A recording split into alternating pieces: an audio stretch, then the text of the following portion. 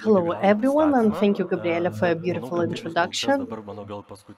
And those are going to be my last lines in Lithuanian. We'll try to switch it up. And I'm really honored to be here, and I'm really eager to ask many questions, since we don't have many time. So we'll try to do that. So let's start from you, Mr. Skuberg. Scania is known as a traditional transport company, like for many, many years and decades. But the future plans are also electric. Could you elaborate a little bit about them? Well, Scania has taken quite a strong bet that electrification will be within cost parity for quite short time.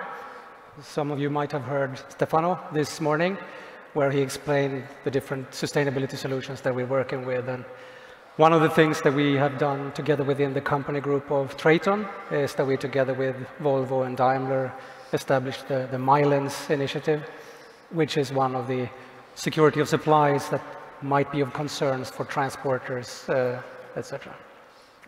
Yes. Today we're going to discuss a little bit about electric charging infrastructure, about the types of models, if you may, which are being developed in different countries and which would be the most suitable for Lithuania as well. But before that, in your opinion, what are the main challenges considering electric charging and considering, well, cargo transport, long-duty transport? If you look on the Scania offering, traditionally, we're kind of comfortable with the truck. We know how to create uptime, uptime, uptime for the transporters. When we move into electrification, we start to integrate towards some other hardware suppliers, which is the hardware charging equipment. So obviously, the interoperability between those is very important to ensure that it actually works with the trucks, both in public environment, so that you don't end up standing still when you expect that you could charge. But also if most 75, 85% of the charging will take place in your Home Depot, where the trucks are standing overnight, you want to be sure that the truck is really charged in the morning. So the technology to survey and oversee that the charging process has actually succeeded every day, the customers must be able to trust that, so that we keep our promises that the truck can be used as intended every day. I think that is the new era for us as an OEM to be able to tackle. So there are some challenges, but there are also some technologies which can help in a way. But speaking about the first part of the question, which I also mentioned, the electric charging infrastructure, when we're speaking about infrastructure in Lithuania, how can you describe it, Mr. Pupinis? Is it an ongoing process? It's just in the beginning of, well, building a structure, or it's quite a structure already? Thank you for the question. You know, charging infrastructure in Lithuania overall, I think it's underdeveloped at the moment. Not to mention that it's underdeveloped in the light vehicle sector, but to talk about the heavy-duty vehicle, either mid to long range, I mean, it's practically not there. We as a company, since we're working in the Baltics, in the Poland, now going in the other Central Eastern Europe countries, we are looking into heavy-duty transport electrification field as well. And we see that we can segment this segment into three areas. For instance, one is a regional one, when the heavy-duty vehicle can drive up to 300 kilometers. And this is pretty decent distance at the moment, actually, right? Then you can navigate up to 120 kilometers from your locations. Then there is another segment when you can drive up to 600 kilometers, and it's only a matter probably of the very smartly placed charger, where you can extend your range quite double. And in terms of Lithuania infrastructure, these two segments would be pretty much enough to cover all the Lithuania. But while talking about the whole range infrastructure, this is totally different game, actually. I think our colleague from Scania will elaborate perhaps later on what they are about to develop in Europe. But for this kind of the infrastructure, you need enormous investments. You need the incentives from the local, both and governmental institutions. But most of all, you need very good cooperation between OEMs, between the logistical companies, and between charge point operators as us, to very precisely place the chargers in particular locations to make the charging site available at all types, working, and very convenient for the heavy-duty vehicles, because this is totally different game that is totally different from the light vehicle charger that we are very much used to see, perhaps even in Lithuania, but totally different game if you want to cover the range of 2,000, 3,000, 5,000 kilometers for the heavy truck. So at the moment, Lithuania, even Baltics, even Poland is underdeveloped in this segment, but I would say that in 7 years, up to 2030, if everybody is cooperating, I mean, we can do a pretty good network that everybody would benefit from. You mentioned collaboration. Who should be responsible in, well, making those collaborations between different business sectors, between business and institutions? Who should take lead? We are here from all the different segments, probably can point to each other, you know, or to take the responsibility. But I think, you know, everybody is interested in this development, right? So I think this is just a mutual understanding and mutual cooperation that then brings in results. So yes, Mr. Vice-Secretary, since you are the only one from institutions at the moment on this stage, so what is the picture, well, ministry is seeing at the moment, and is that collaboration is something that the ministry would be interested? You know, I'm talking about this topic already for years. I've been in so many panels and discussed it about it, and I want to debunk some mystery on especially infrastructure side. Lithuania is a part of European Union, and European Union accepted alternative fuels regulation just this June. What does that mean? It means that we are not only planning for the near future, but all the standards, power, what is the distance between public infrastructure in the TNT network should be, everything is already decided. And majority of these standards are put into national laws. Lithuania is not an exception. So we are on the time, if we talk about light-duty vehicles, we are on the times when we just recently, I think a couple of days ago, initiated most of the tenders for electric infrastructure in Lithuania for the public and private sector to use, and according to those standards, to build that infrastructure. So Lithuania investing 88 million euros to this infrastructure. We've never had this opportunity or possibility to use so much money and to build infrastructure, not only locally, but obviously the idea of European regulation is to create a network in Europe.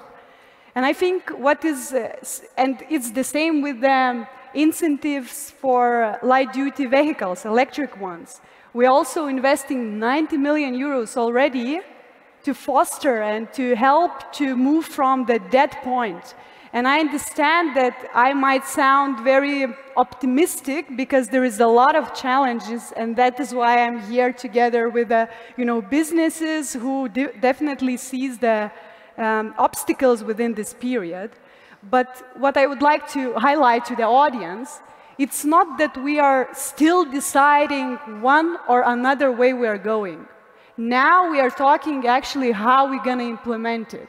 And we use all the resources on EU resources or RRF funds in transport sector towards this transition. So majority of investments and incentives from the government side is there, but obviously it's not enough. We will not change such an expensive transition just because we intensify or created laws. We understand that the reality is much more, in a much more complex situation, but we also understand that Lithuania is on the right path, and we have not only all the plans in place, we had all the debates the last 3 years with all the stakeholders in transport decarbonization group. Of course, there were some places we agreed together, some places where we did not agree. And what I'm happy right now is that the investments are already possible to access. And during this process, we're still gonna collaborate and listen to the businesses if there is some mistakes, because it could be we are creating totally new infrastructure, not only electric one, but hydrogen one as well. If I may ask, what is lacking then? Because I heard that, well, Lithuanian government is doing that, and maybe, well, it's not enough. So what is lacking? I think I'm not going to be very unique here. There is not enough of money to support everything, everywhere, because it's a very strong transition. So I would like to highlight that from the national point of view, it will not be enough to succeed with this transition. Businesses, all the stakeholders, interinstitutional cooperation is really important, because if we speak about electric, transport or infrastructure, we are just the end of the value chain. What about electricity grid, power, all the other parts which are very difficult? So we are still, having a very long path towards reaching those goals. But I think that within this process, where smart people, smart institutions, businesses, we will also figure out some obstacles we need to deal with. And maybe it's for me easier to speak on the light-duty vehicles because it's more clear. And this morning we had an amazing presentation. Sometimes I still have discussions, do we need to go, on the electric side or somewhere else? But the numbers already says that all Europe went on the light-duty vehicle segment to electric. So that's a proof. Now, speaking about heavy-duty vehicles, it's a totally different story. Much more expensive, much more unclarity on which technology will win. There is more debate on that. So from the government perspective, I think we need to be still technologically neutral. We need to implement electric infrastructure as well as hydrogen infrastructure, and we're already doing that. Mr. Mikutis, what are your thoughts about this topic? Well, I mean, on this particular issue, that we may not be still very sure what kind of technology is going to win in the end. And also, in your opinion, well, what does it take to see full-scale transition in Lithuania? Is it just the money from the government, or is it something else? Okay, so I got two questions. Yeah. Thanks for that. Nice to hear the optimism from Vice Minister. However, I would say that I'm rather sure that there will be technology which prevails. And when we talk about light vehicles, definitely it will be electric cars as it is ramping up. When it comes to hydrogen as an alternative, I see it as a part of mix of infrastructure, let's say, similarly as we have mix in so-called energy mix for many years. And some years ago, there was no mix, there was only one or two sources of energy. Now we have, for many years, for decades, energy mix, and it's becoming even more mixed or decentralized. Similar, it will happen with the transport. However, hydrogen, I would be much more cautious talking about it because I see hydrogen as a side product from cheap energy, from cheap electricity. Once we have surplus, be it wind or solar, and it kind of gives a sense that it's only limited amount of cheap energy, because the cheapest, or let's say first purpose of energy is to use it directly. So it means either be it charging cars, be it using for buildings or wherever it's needed, because that's more efficient technology-wise. Interestingly enough, cars which uses hydrogen, they are still electric. Just hydrogen makes electricity again. However, I do agree that on cargo, hydrogen might be more needed. Either it's hydrogen or is it synthetic fuels.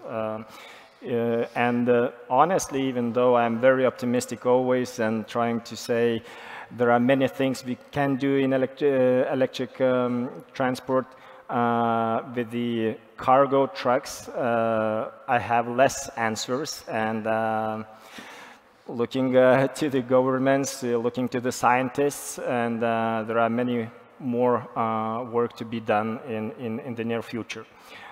Remind me the second question. Yes, what it takes for us to see a full-scale transformation? Yeah, so is it just the governmental money, or is no? I think subsidies is a hard measure, which is very needed. However, another probably harder measure is I'll be very strict penalties, and this is how world has been moving until now, and I do believe it will remain as such. You give a carrot and you give a push.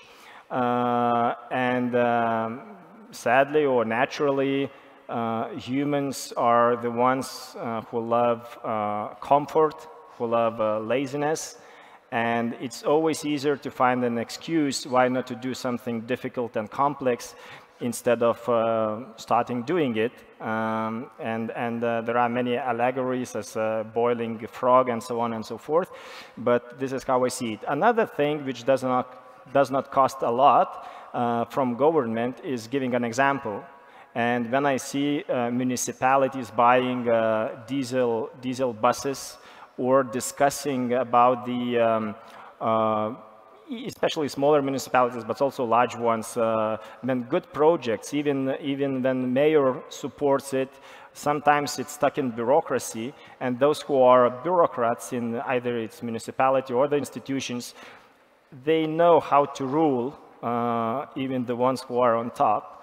And that saddens me. They find the excuses that, oh, it won't work technologically. Oh, we had this, several years ago, it didn't work.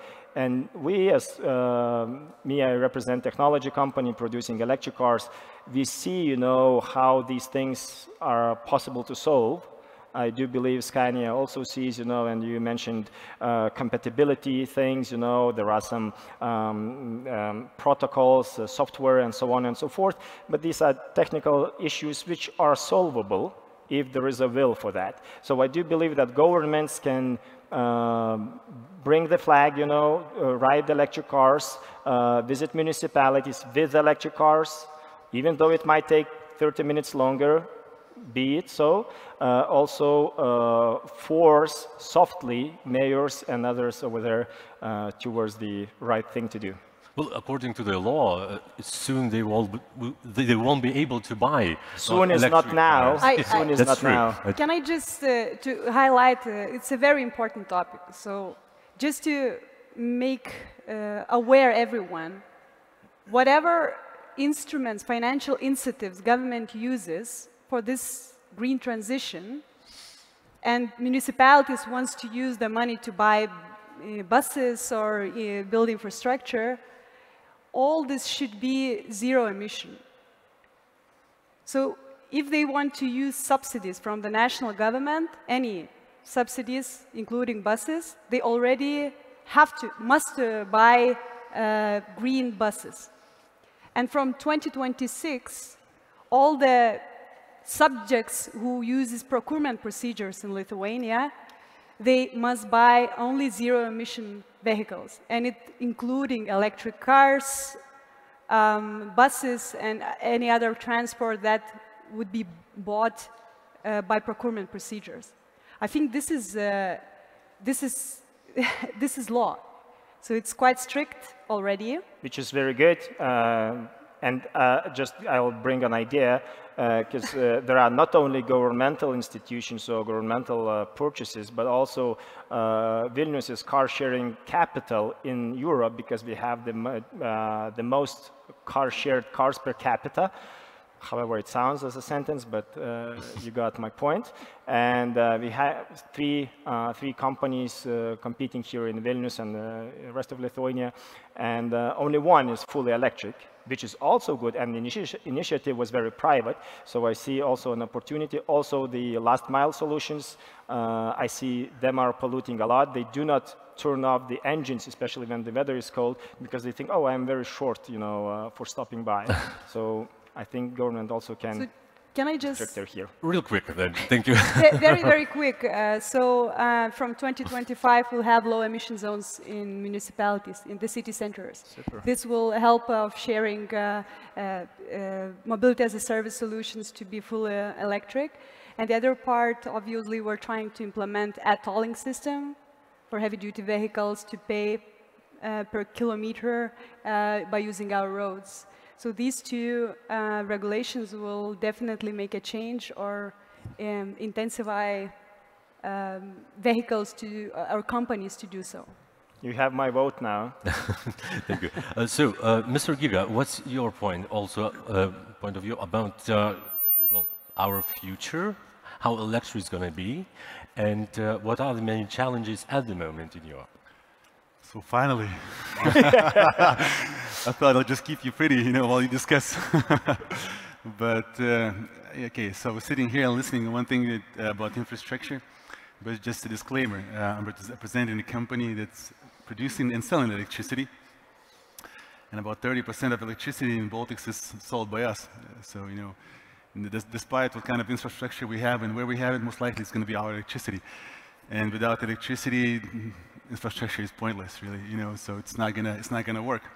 But in general, maybe it's we had this topic, or probably for the last part of the day, just because it's still further in the future. I guess it maybe represents that, because electrification will happen definitely. You know, I'm CEO of this company. I'm representing, of course, everything about electricity. You know, as I mentioned, about producing, about selling.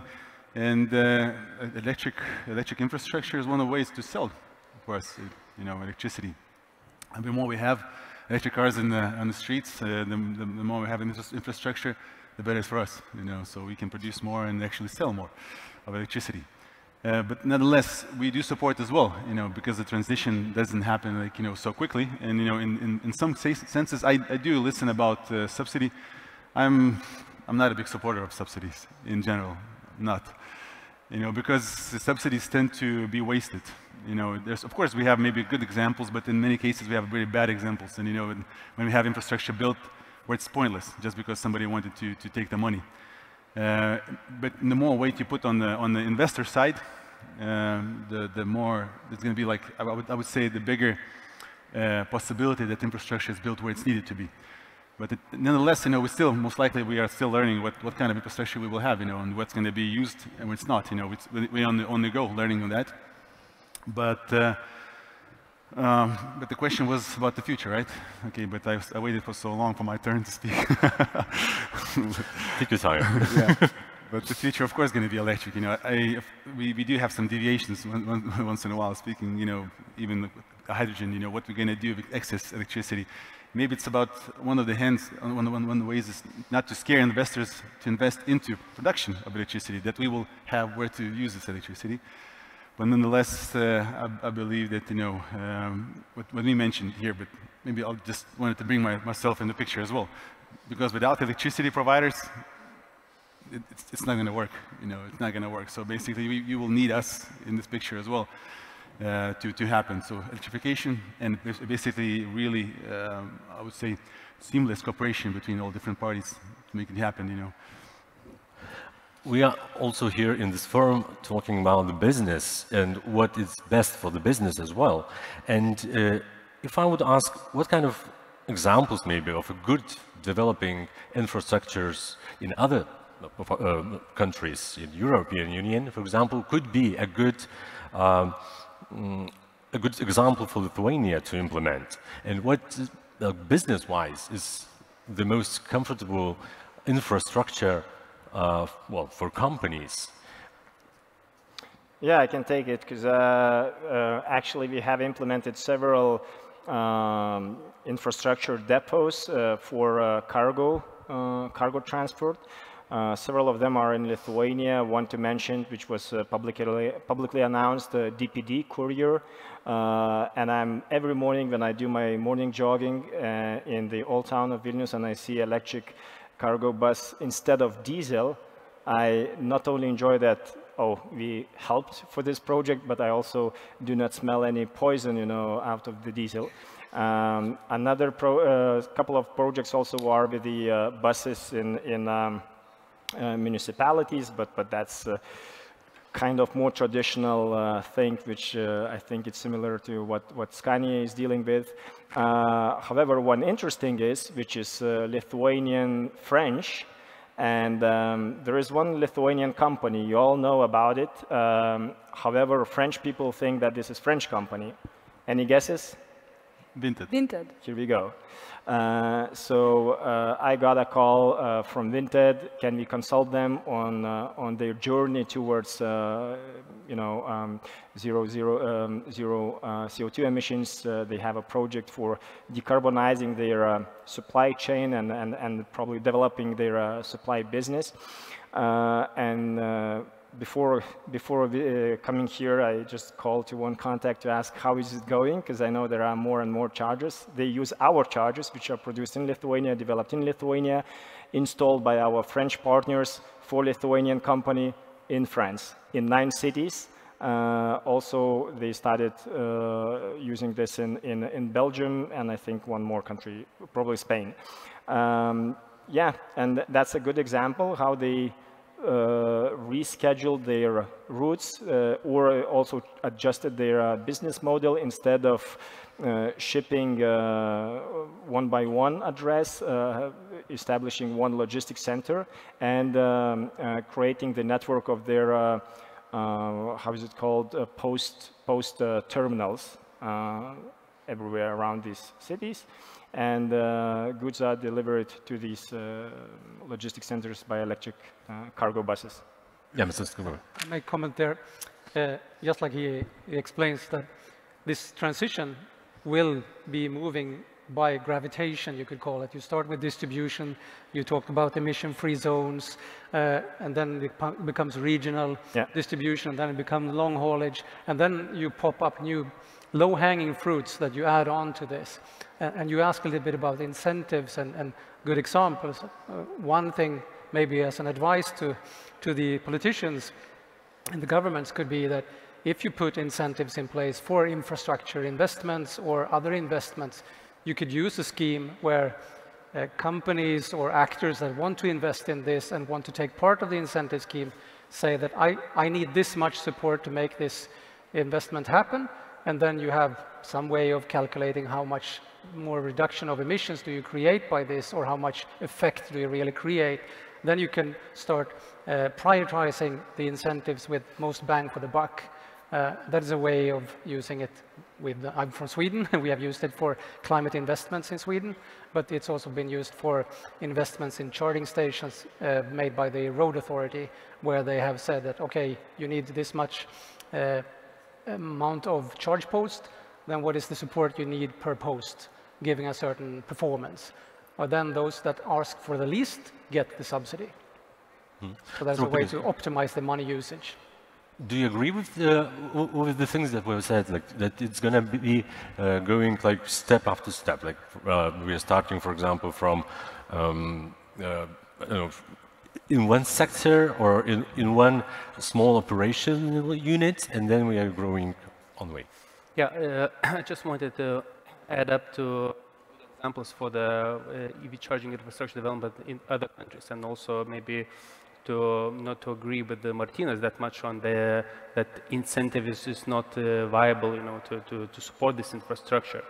I think Norway is a very good example that we at all times, you know, looking into and copying their policies, right? For instance, that the VAT exemption that we just received this year in Lithuania, right?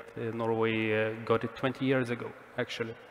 And they've been supporting EV charging infrastructure, purchases of EVs through all kinds of the schemes. And now we see that, you know, like 8 out of 10 vehicles being bought in Norway are electric.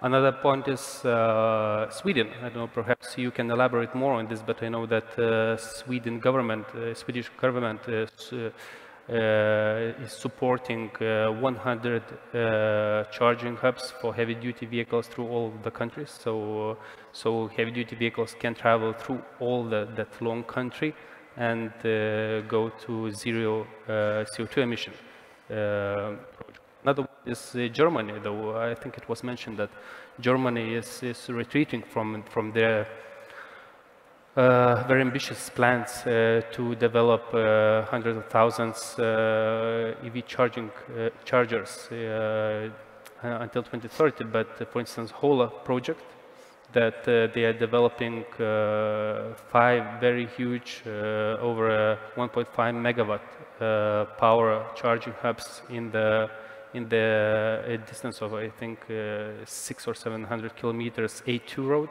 I mean, this is these are very good, very rare, I must say, at the moment in terms of heavy-duty vehicles charging infrastructure development. But very good examples that Lithuania might take considerations to copy paste or adapt in the country as well. Yeah. I can explain the Swedish example if you want to hear about that. Are you talking about the passenger incentive or for the commercial trucks? Commercial trucks. Yeah. So the Swedish Transport Authority launched a system where you could apply for a certain support to build public charging stations, but also talking about low-hanging fruits. When you build infrastructure, you want to make use of it as much as possible. So we have good examples of either transport buyers or transporters themselves that has invested in semi-public charging stations. So they have received some funding to create the charging station. They made part of it public and part of it non-public, or they even open up during some hours of the day for all of the site, and some hours it's only open parts of the site. And that is a way to increase the usage of the infrastructure and make a lower investment and utilize the capacity as much as possible. Talking about different strategies and maybe different plans in different countries, how it is important to make sure that standards, not only standards like in light vehicles, we have the same standard in the whole European Union, but I mean, the companies which work in Lithuania, they also work in different European countries. They travel a lot. They need to be sure how to charge their own cars, for example, when they will be in Germany, or how to pay for the electricity they used there. So is this part also covered already, and how is it going to look like then? Well, I think that is why we need European regulation. I mean, we still need to create a standard. Otherwise, it's not going to work, especially for the biggest Lithuanian companies that usually, you know, for most of time goes within the European countries. And I think that it is also important, and there is also a huge debate on the European level and on the biggest companies, you know, how to build it. And the problem is that among different countries, the speed of the implementation on the infrastructure for freight is different. It's very expensive, and there's a lot of, it's much more issues we have there compared with the infrastructure for light vehicles. So, but on Lithuanian case, we look, you know, in a short, medium, and long perspective. So we plan till 2030, and we understand what we would like to achieve, you know, with all the investments we have. But if you will ask me if it's going to be enough, no. There is a necessity to have technological, you know, changes, break-even proportion where the vehicle's cost will be somewhere comparable now. We need digitalization, you know, revisited and new solutions there as well.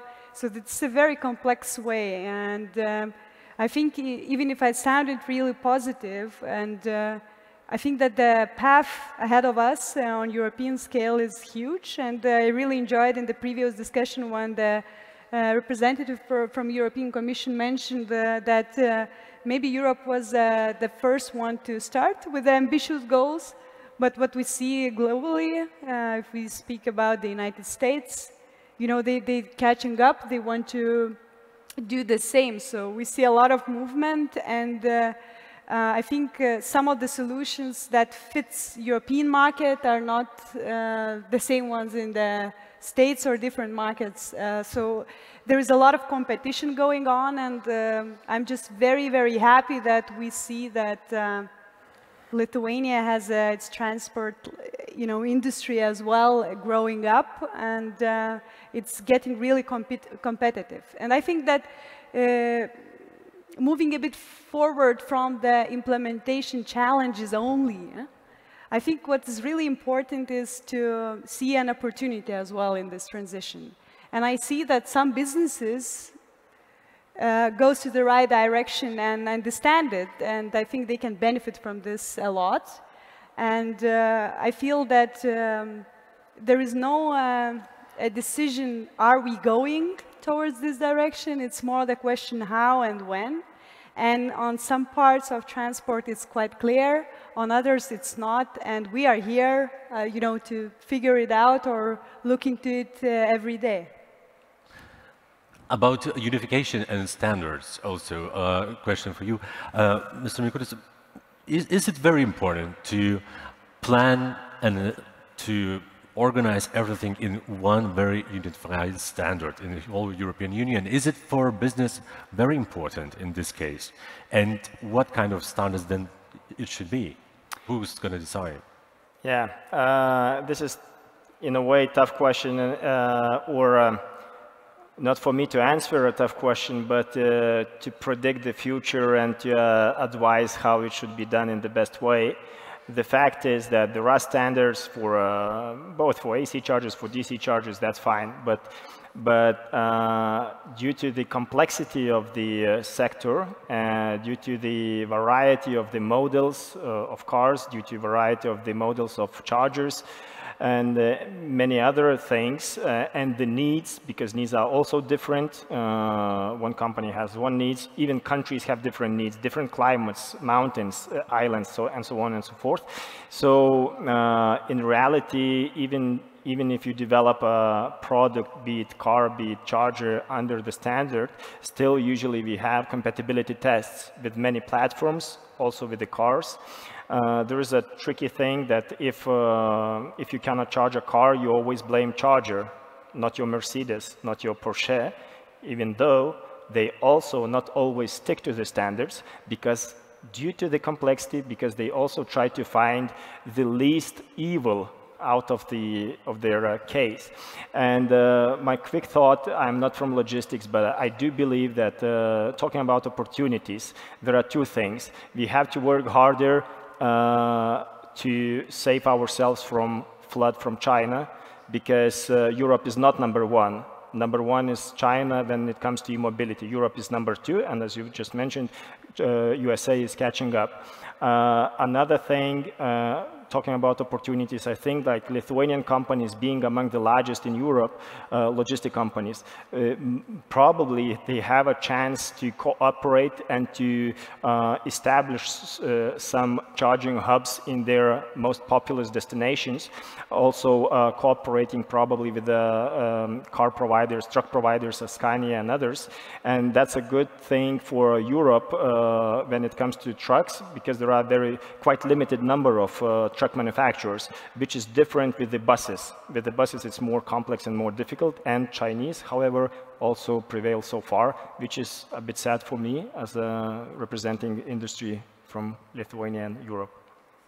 Yes, since we are running out of time, Mr. Giga, also your last thoughts about unification process and about technologies which may change the scenery in the future.